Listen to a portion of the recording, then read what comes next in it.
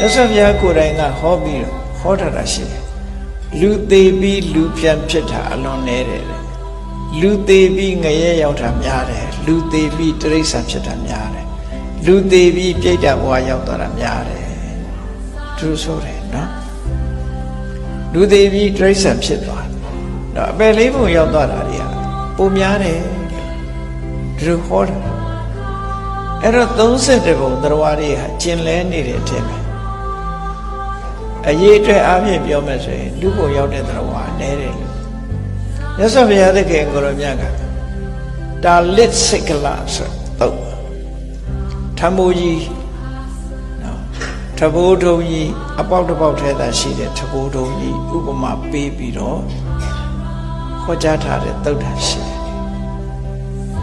ရှုခလစ်စိတ်တာအဲ့ဒီထမိုးထုံကြီးယုခိစိတ်ထမိုးထုံကြီးဟာပင်လယ်ပြင်ပေါ်မှာလှိုင်းပုတ်ရအောင်မျောပြီးတော့နေတယ်အပေါက်ကတစ်ပေါက်ထဲပါတယ်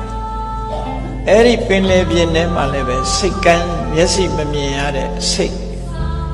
ဒီလက်ကြီးတစ်ကောင်မျက်စိမပါတဲ့လက်ကြီးတစ်ကောင်ဟာလေပင်လယ်အောက်ကျမ်းပြေမှာလက်လက်သွားလာပြီးရမယံခါမျက်နှာပြင်ပေါ်ပင်လယ်မျက်နှာပြင်ပေါ်တက်လာပြီးတော့လေးရှူတယ်အဲ့တော့အနှစ်တရာကြာမှသူကပင်လယ်မျက်နှာပြင်ပေါ်ရောက်လာတတ်တယ်အဲ့ဒီလက်ကမ်းကြီးတစ်ကောင်အနှစ်တရာကြာမှပင်လယ်ပြင်ကိုတက်လာတဲ့အချိန်အပေါက်တစ်ပေါက်သာပါတဲ့ထဘိုးတုံးကြီးကလည်းမျောခြင်းဟာမျောနေတဲ့အချိန်သူကလည်းပဲခေါင်းကိုရေမျက်နှာပြင်ပေါ်ပြူလိုက်တဲ့အချိန်မှာထဘိုးတုံးရဲ့အပေါက်နဲ့လက်ရဲ့ခေါင်းနဲ့အန်ချဆုံးမိဖို့ဆိုတာဖြစ်နိုင်ပါမလား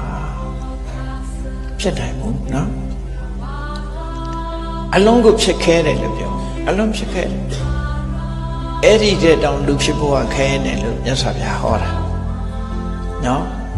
အဲ့ဒီတဲ့တောင်လူဖြစ်ဖို့စာထဲမှာမပါဘဲပဲပြောကြတာရှိတယ်ဗြဟ္မပြေကအတ္တဇင်လူပြေကအတ္တဇင်ချလိုက်အဖျားခြင်းသာထိမယ်ဆိုတာစာထဲတော့မပါခုနကတော့ဘုရားဟောတာနော်ဘုရားဟောတဲ့အကြောင်းအဲ့တော့လူဘဝဆိုတာ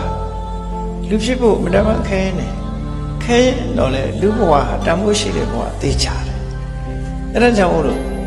လူဘဝဘုန်းကြီးတို့တွေရလာပြီဘာလုံးရမလဲအခုလိုတန်ဖိုးရှိတဲ့လူဘဝရလာတဲ့အခါမှာရတဲ့အနှစ်သာရတွေကဘာတွေလဲ